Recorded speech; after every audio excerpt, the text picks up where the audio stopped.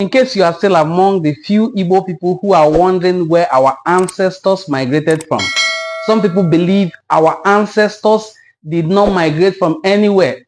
In fact, in the book of Professor Elizabeth Isishe, it says, and I quote, "We did not migrate from anywhere. Write it down."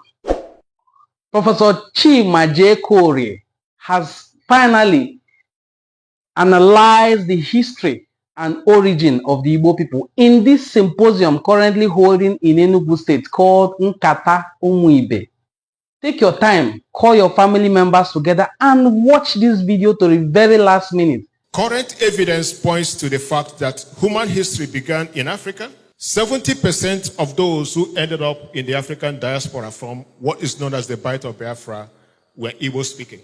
In a state like Virginia in the United States, 60% of Black Virginians have Igbo ancestry.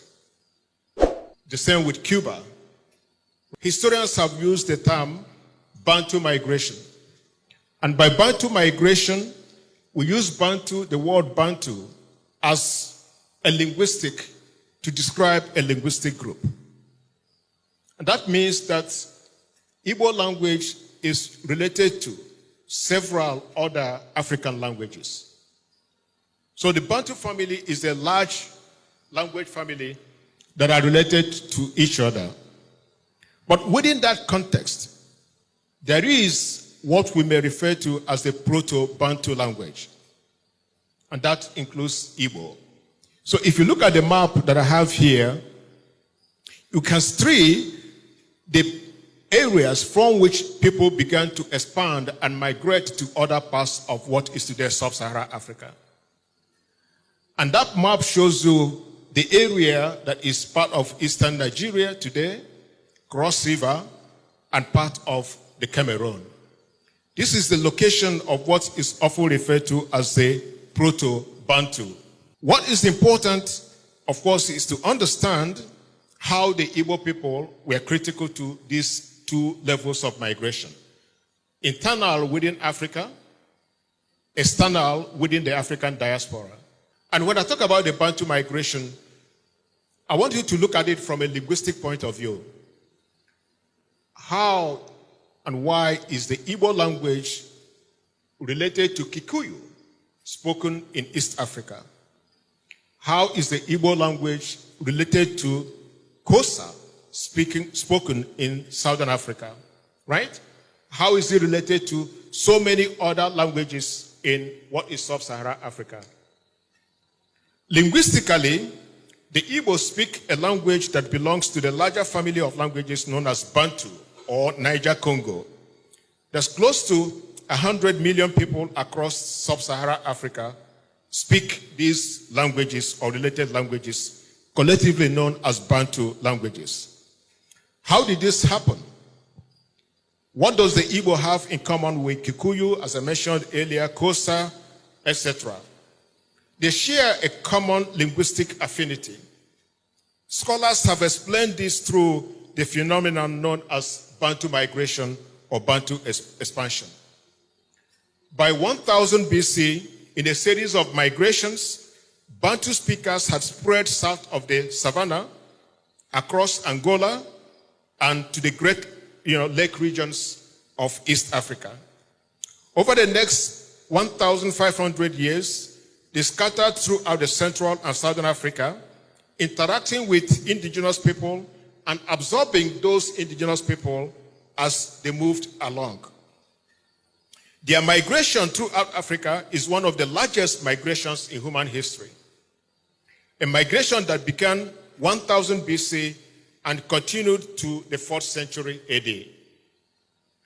It can be speculated that the ancestors of the Igbo were part of these Proto-Bantu speakers whose knowledge of agriculture, especially tuber production, yam production, and iron working technology helped to people and colonize the rest of the subcontinent.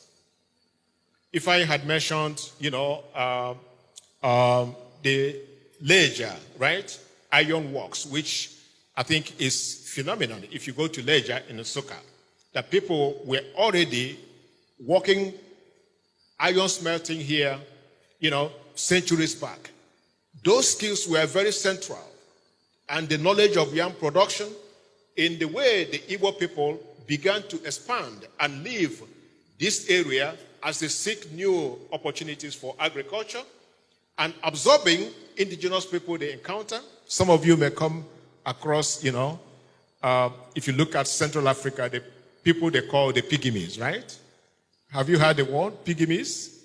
Professor Chima Korieh had first class in history from the University of Nigeria and Nsukka before he proceeded to Helsinki University in Finland and had a master's degree in education. Then to Bergen University in Norway, where he had a master's in philosophy before he finally went to the University of Toronto and bagged doctorate degree in history and philosophy.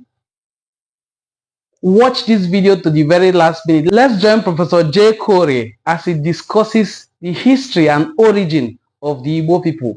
Enjoy watching. Thank you very much for the warm introduction.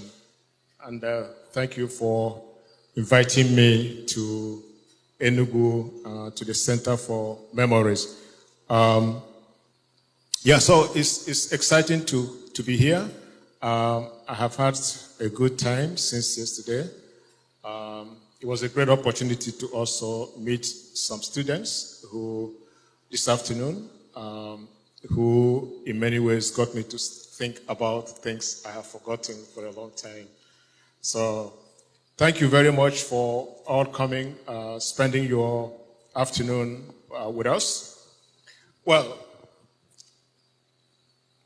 my talk is going to be brief, and then I would like an opportunity to have questions and interactions, which I think will make this much more worthwhile.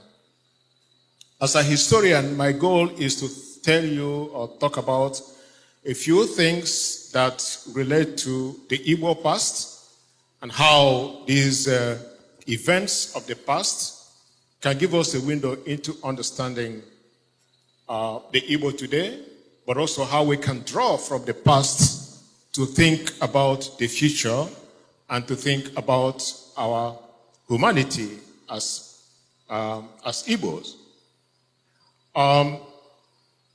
So my bias is in history. I have paid a lot of attention to Igbo history, particularly the interaction of the Igbo with European colonialism, as well as the impact of the Igbo people on the Atlantic diaspora. So I'm going to focus on two things. I don't know if we can move this. Okay, so I'm going to pay attention to a few themes, depending on what time we have. I'm going to begin by emphasizing the importance of history and how that relates to understanding people and people's identity. And then I'll pay some attention to how the Igbo people have been central to the making of what I call sub-Saharan Africa today. And then I will pay some attention to the Igbo people and how they have shaped what is today the Americas. When I talk about the Americas, I mean the mainland North America as well as the Caribbeans. How did the Igbo people shape the culture and identity of these parts of the world? And finally, if we have some time, I would like to talk a little bit about how the Igbo also shaped British colonialism and reshaped British policy throughout, not just in Nigeria, but throughout Africa after the 1929 Women's Revolt.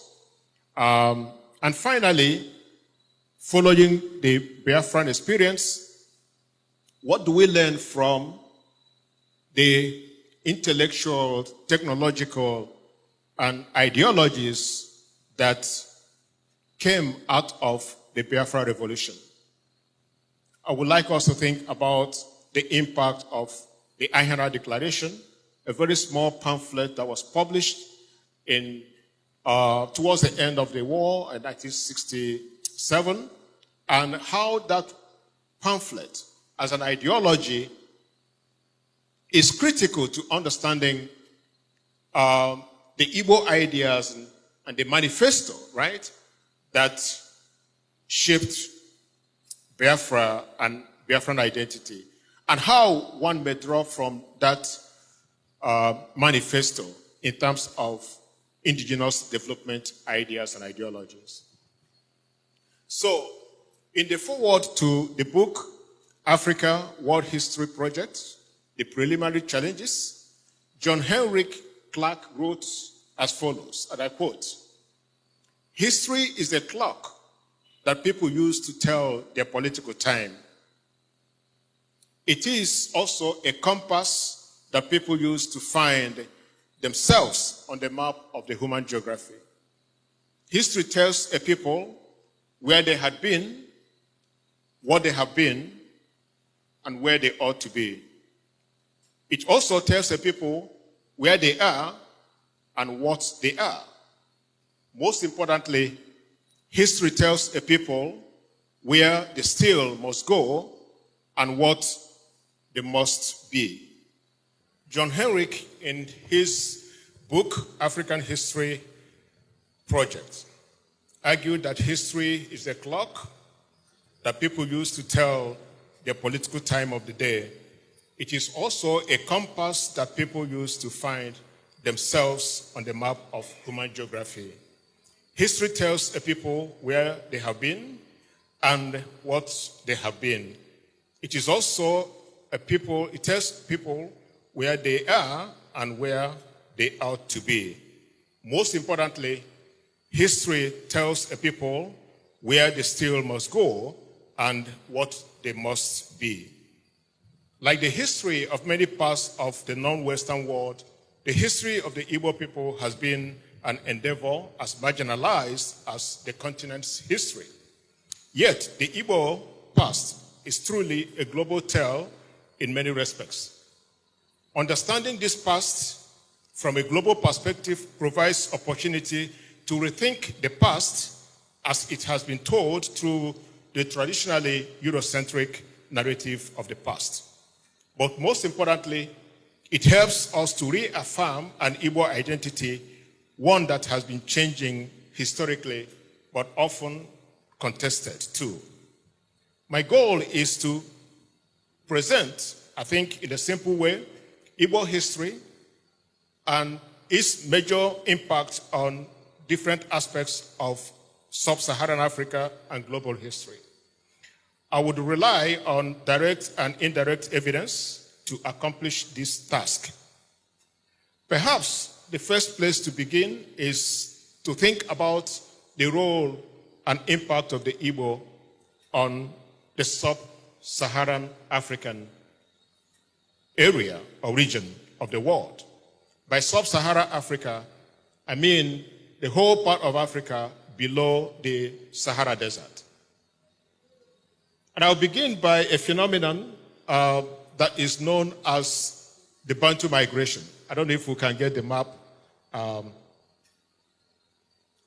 the slide.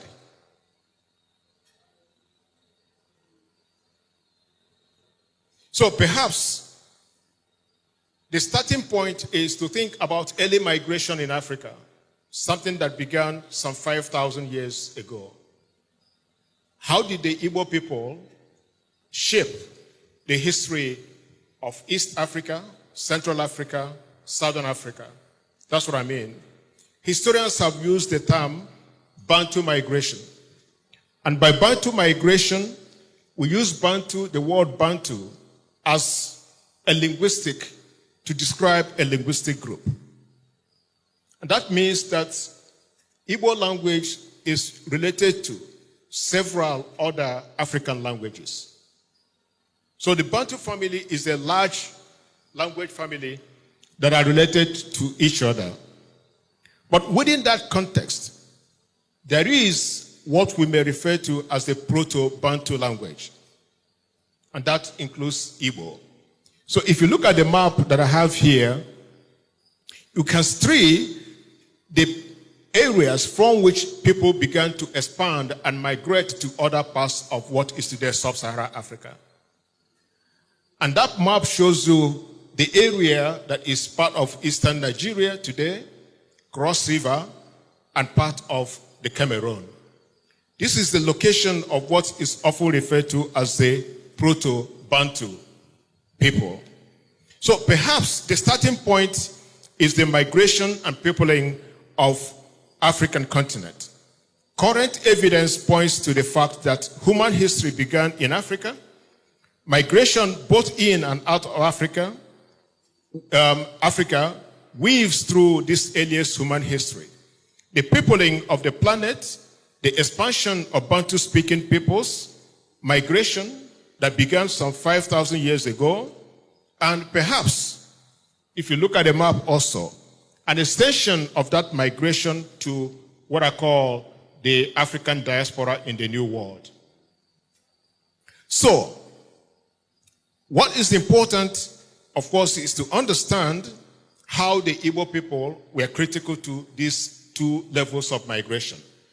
Internal within Africa, external within the African diaspora.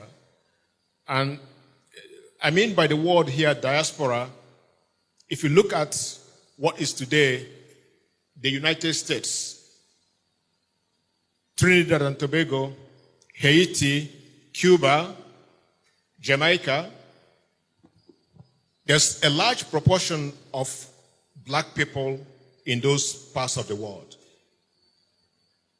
What is important for us is to think about how those people ended up in what is today referred to as the New World or the Americas. Perhaps 70% of those who ended up in the African diaspora from what is known as the Bight of Biafra were Igbo speaking. Right? So, they constitute a very important part of what is today known as the African diaspora. Perhaps in a state like Virginia in the United States, 60% of black Virginians have Igbo ancestry. The same with Cuba, right? So, I'm looking at those two forms of migration and to think and understand why the Igbo is important in assessing those migrations and their outcome. So let me place some, lay some emphasis on the Bantu migration, which occurred within Africa. And when I talk about the Bantu migration, I want you to look at it from a linguistic point of view. How and why is the Igbo language related to Kikuyu, spoken in East Africa? How is the Igbo language related to Xhosa, spoken in Southern Africa, right? How is it related to so many other languages in what is sub-Saharan Africa? Linguistically, the Igbo speak a language that belongs to the larger family of languages known as Bantu or Niger-Congo. There's close to 100 million people across sub-Saharan Africa speak these languages or related languages, collectively known as Bantu languages. How did this happen? What does the Igbo have in common with Kikuyu, as I mentioned earlier, Xhosa, etc.? They share a common linguistic affinity. Scholars have explained this through the phenomenon known as Bantu migration or Bantu expansion. By 1000 BC, in a series of migrations, Bantu speakers had spread south of the savannah, across Angola, and to the great lake regions of East Africa. Over the next 1,500 years, they scattered throughout the Central and Southern Africa, interacting with indigenous people and absorbing those indigenous people as they moved along. Their migration throughout Africa is one of the largest migrations in human history. A migration that began 1000 BC and continued to the 4th century AD.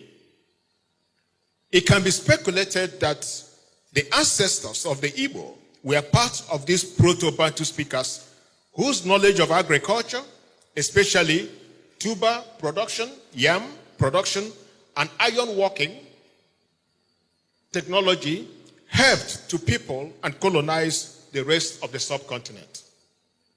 If I had mentioned, the Leja, right? Iron works, which I think is phenomenal. If you go to Leja in Nsukka, that people were already working iron smelting here, centuries back. Those skills were very central. And the knowledge of yam production in the way the Igbo people began to expand and leave this area as they seek new opportunities for agriculture and absorbing indigenous people they encounter. Some of you may come across, if you look at Central Africa, the people they call the Pygmies, right?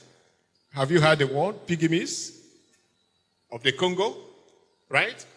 Those are indigenous people that these Bantu speakers, with their superior agricultural knowledge and iron technology, were able to absorb those people. But their language never remained sort of like Igbo. They incorporated other words from those existing languages. But what is important in terms of understanding the Proto-Bantu languages is that there are elements of those proto-languages that have been retained, right, in sub-Saharan Africa. For example, we use the word Omo, right, to refer to children of Omocheze, Omodes. Most Bantu speakers have the same prefix, Ba for people, right, Bakongo, and so on and so forth. So, a number of theories have been put forward to explain this migration. There is speculations that overpopulation encouraged some groups to move to new places in search of fertile land and in order to practice agriculture. It is important to emphasize that both the development of agriculture and the existence of unusually high population density have been a defining character of Igboland even to today. The long history of plant domestication is evident in the large variety of food crops and edible plants in Igbo society. The variety of crops and plants attest to the antiquity of agriculture in Igbo region, including plants like, Africa rice, Guinea corn, Hungary rice, Bambara groundnut, etc., okra, and many, many others that were domesticated in this area and gave these migrants the skills and tools they use in expanding and conquering the rest of the continent. Now, accounts of captives of Igbo origin in the New World provide an unusual and rare glimpse into the agricultural and exchange economy of the Igbo. If you look at the walls over there, there's a picture of an Igbo ex-slave known as Ochie-081625. Has anybody heard about Ochie-081625? Right? No? Okay. So Ochie-081625 was born in an Igbo village in 1745 and was sold into slavery when he was 11 years. Ekweno recorded later when he wrote his autobiography in 1799, he recorded life and livelihood in his village. There are speculations that it comes from Iseke, which is today in Ihiala. And he talked about agriculture, 18th century, that agriculture is our chief employment, and everyone, even the children and women, are engaged in it. Thus, we have a habit of labor from our earliest years. Ekweno's description of Igbo society and the economy in the 18th century is supported by accounts given by other Igbo slaves in the Americas. Another Igbo slave in Jamaica, known as Archibald Montet, was born in 1799 in Igboland and was enslaved in Jamaica, he affirmed in his memoir that yams, potatoes, and Indian corn were an integral part of Igbo agriculture in the 17th and 18th century. 19th century accounts offer more perspective. In his journey to Bonny in 1840, Hermann Kohl, a German doctor, noticed that the Igbo exported agricultural produce and metal goods to Bonny. He described the Igbo as rich in natural products, including maize, rice, yam, oil or palm oil, dyewood, and cotton, and was quite indispensable in providing staple food to Bonny. Bonny is in the riverine area, right? W.E. Crew, who visited in Nsukka in 1866, was impressed by the abundance of agricultural produce, and he described that in the market they abound in corn, palm oil, palm wine, fish, deer, meat, dog, and other products like fowl, tobacco, eggs, and yams. What I'm trying to emphasize is the importance of understanding the antiquity of agriculture in Igboland. And it is this skill of agriculture and iron technology that enabled the Proto-Bantu speakers, which includes the Igbo, to expand and people what is today sub-Saharan Africa. Am I making sense? So, if you look at what is today sub-Saharan Africa from here to South Africa, this is the migration that began from this region and continued over thousands of years. That people didn't reach the Zulu, the Swana, the Soto, the Ndebele.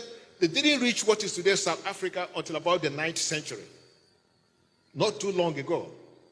That migration pattern began here some 5,000 years ago. So we can't understand the making of sub-Saharan Africa without really thinking and understanding the role of the Igbo and other Proto-Bantu speakers in what is today, right, West Africa, in the area of Nigeria and Cameroon. Let me go to the second point, which is, if you look at the Americas, which includes the United States and the Caribbeans,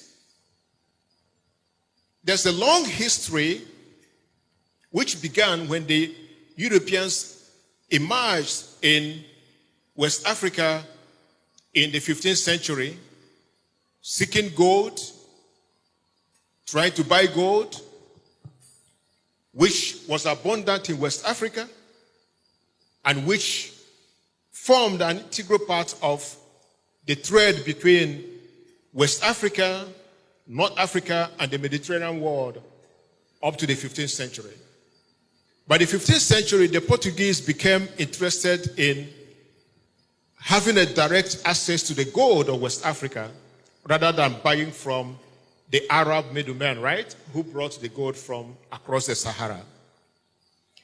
This exploration of West Africa opened up opportunity for the first time for direct contact between Europeans and Africans. Imagine in West Africa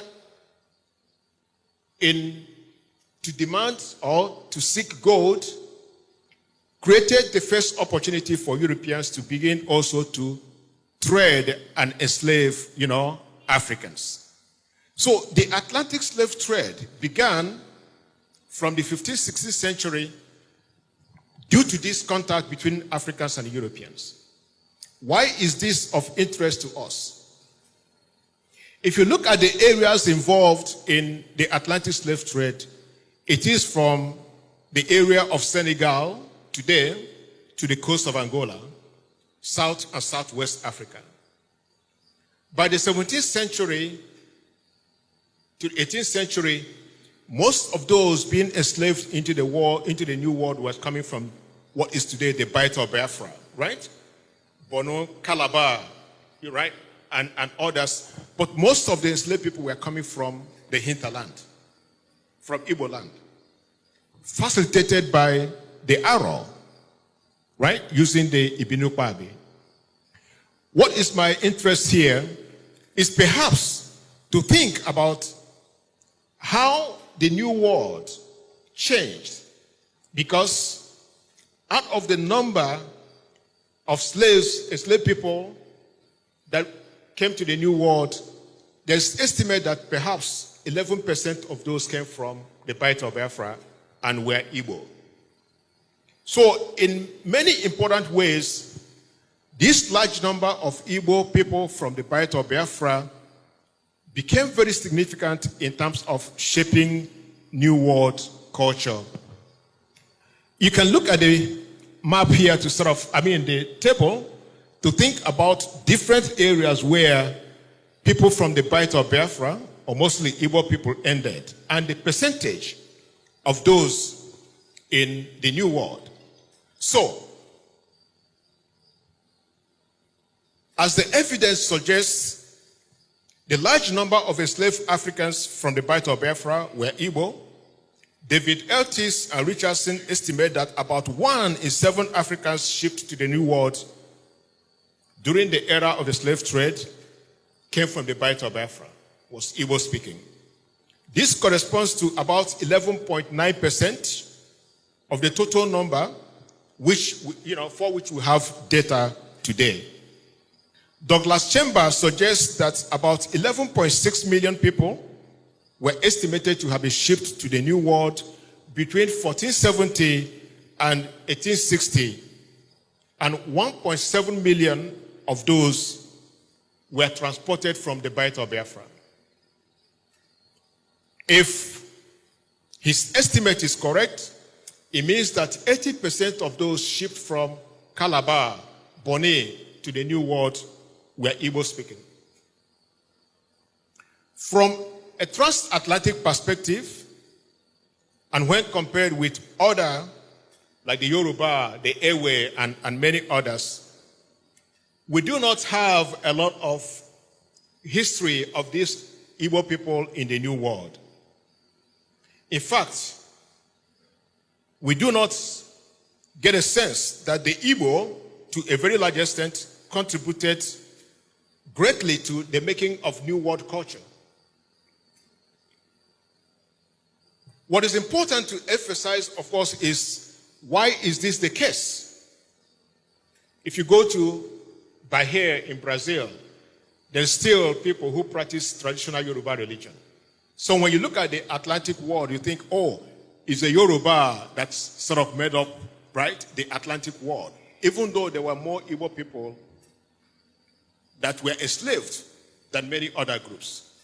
Why is this the case? My argument is that, for one thing, we have to understand why the Igbo and Igbo identity was largely suppressed in the New World. We come from an area, the Igbo come from an area where the nature of the political institution is very republican. The Igbo didn't have a history of centralized power and authority, right? The idea that Igbo enweze. So that individualism shaped Igbo response to slavery. And I can tell you a few history of American planters advising slavers not to bring people from the Bight of Biafra because they didn't make good slaves. Right? Their response to slavery was quite different from many other groups from West Africa. Why? They thought the Igbo were a bad investment. They thought the Igbo were more susceptible to suicide. Many of them preferred to kill themselves rather than be slaves. I'm not sure if many people are familiar with the phenomenon, it's 200 years now, called Igbolanding in Georgia, where Igbo slaves were brought to the New World in Georgia, and they went in mass, right, in chains to the sea to drown rather than be slaves. So many planters didn't want people from the Bight of Biafra because it was bad investment. They didn't make good slaves. So you have descriptions in planters' diaries advising slavers in West Africa, do not buy people with fair skin. They are likely coming from the Bight of Biafra, right? They are likely Igbo. Compared with many other enslaved people, most Igbo people were fair-skinned. So if you go to Jamaica today, you're fair-skinned, they call you Red Igbo. Because most of them who came into those areas were of Igbo origin. So what is important, I think, to think about here is how this Igbo identity shaped slavery and the New World. One, I want to emphasize one thing, that if you look at the accounts of rebellions throughout the Atlantic world, rebellions occurred where there was a large concentration of Igbo slaves. In Jamaica, in Haiti. Haiti was probably 60% Igbo. Haiti is the only part of the Western Atlantic world where enslaved people rose right, conquered slavers, and established a black republic. So, Jamaica, the same thing. This, of course, gives us a window into understanding what Fisher calls power waves. How did the Igbo respond to slavery, and how did their response shape the institution of slavery? But let me speak a little bit to some of the cultural impact that the Igbo brought to the New World that is still enduring today and shapes what we can talk about as American culture.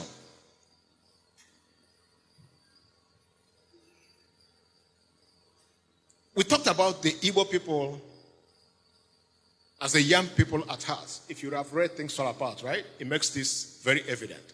When we talked about the Bantu migration, we talked about why yam and the knowledge of yam and agriculture was central to the Igbo, transmitting, expanding throughout what is today West Africa and shaping sub-Saharan Africa. The Igbo transmitted aspects of their culture, including the yam culture. Here we have Ayajoko, right? But in places like Cuba, they have what they call Jonkonu, which is basically Ayajoko lecture. Ayajoko ceremony. Transmitting them into the New World that today they are part of New World culture and ideas and religion. There are certain crops that were brought into the New World, into the Caribbeans, that were of Igbo origin. I mentioned okra, right? Okra, the food culture that in many ways shapes the New World today, have some origin in Africa. Not just, the Igbo, but the ideas about cultivation of things like rice were introduced by the Angolan slaves and things like that. So the Igbo have been central and important in understanding and shaping the New World. Douglas Chamber identifies evidence of what he calls Igboisms in Anglophone American society, which includes Igbo dietary habits. Okra, for example, a staple of Igbo diet, was one pot soup, was identified as Igbo in origin. The vegetal parts of American food, culture, or what is called soul food today in southern United States, indicate a strong Igbo presence in Anglophone slave foodways. Most importantly were yams, black-eyed beans, and greens. These were the basic food crops in 19th century and early 20th century Igbo society. In the diaspora, the Igbo continued to grow yams and maintain nearly all the secondary subsistence crops of their ancestral villages and agriculture. There's clear evidence of Igbo influence in power ways, or what Fisher has identified as attitude towards power and authority, and the patterns of political participation. Slaves in America drew on similar social resources in order to order their individual and collective lives. Though there were no major slave rebellions in areas such as the Chesapeake and Western Jamaica, where there was a strong Igbo presence, Igbo slaves tended to resort to more forms or other forms of resistance, including suicide, escape, concessional negotiations that in many ways shaped the slave culture and society. I talked a little bit about the John Canoe and other masquerade festivals that have their origin in West Africa that are still practiced in the New World today. The tradition of doctoring here we call dibia, right? Medicine and dibia. In the Caribbean, they called obia, which is a corruption of dibia. These sort of ancestral or Igbo traditional medical practices have been transmitted into the New World and still form part of Afro-American and Afro-Caribbean culture today. I'm going to end so that we can have some time, by speaking very briefly on an important area that I think most of us may be familiar with, and maybe some of the young women here need to think about in terms of shaping their own identity. Many of us are familiar with the period of European colonialism in Africa. By 1903, when Lugard conquered the Northern Caliphate, the Sokoto Caliphate, basically the North, most of what became the North, right, became incorporated as part of British colonial rule. But the British had sort of a different encounter with Igbo people. It took nearly 25 years from the Aro expedition, 1902, to the Ahara expedition, 1905, to many other expeditions, right, to the Ekumeku, resistance in Delta. It took more than 30 years for the British to subdue the Igbo people. Basically, annexing, pacifying one village after the other because of the nature of Igbo indigenous political system and structure. So, having established British rule, the British established what was known as indirect rule. In the North, it worked. The emirs became part of British rule. They already had authority. They were put in their place. In Yoruba land, the Obas became part of British administration. In Igboland, where there wasn't a strong history of centralized authority, the British created what they called the warrant chief system. So they could come to your village and they say, my brother, you look like a strong man. They make you a warrant chief, And they are establishing new forms of authority that is not part of indigenous political systems and structures. So the Igbo, in many ways, resisted. And one of the most important forms of resistance came in 1929 with the 1929 Women's Revolt, right? Which occurred throughout eastern Nigeria. And women, in their thousands, rebelled against the British. What is important is not that they rebelled. What is important is what became the aftermath of that. That it is the Igbo resistance that shaped and reshaped British administration throughout Africa, not just in Nigeria. They gave up on the indirect rule system and in place of native administration. That's how they began to create native courts, right? And have local representations. How did the Igbo become central to reshaping British colonial policy? We got to think about that. How did this inform what became critical to understanding Igbo and other societies with the appointment of and commissioning of studies that today constitute what is known as intelligence reports? It was in the aftermath of the 1929 Women's Revolt. What I'm trying to emphasize is that the Igbo impact was not just local, right? It shaped British colonial policy throughout tropical Africa. I'm going to end by encouraging you to, if you haven't read it, the Igbo experience during the war gave us opportunity to think and gave us opportunity to show sort of the ingenuity of the Igbo people. I'm very sure some of you who are young will need to read about the Biafra War. But I want to point to a publication that came out during the war known as Ahara Declaration. I'm emphasizing that because today I read the Ahara Declaration as a manifesto, just as you will read every other manifesto, or the Arusha Declaration in Tanzania by Nyerere. What made the Ahara Declaration unique?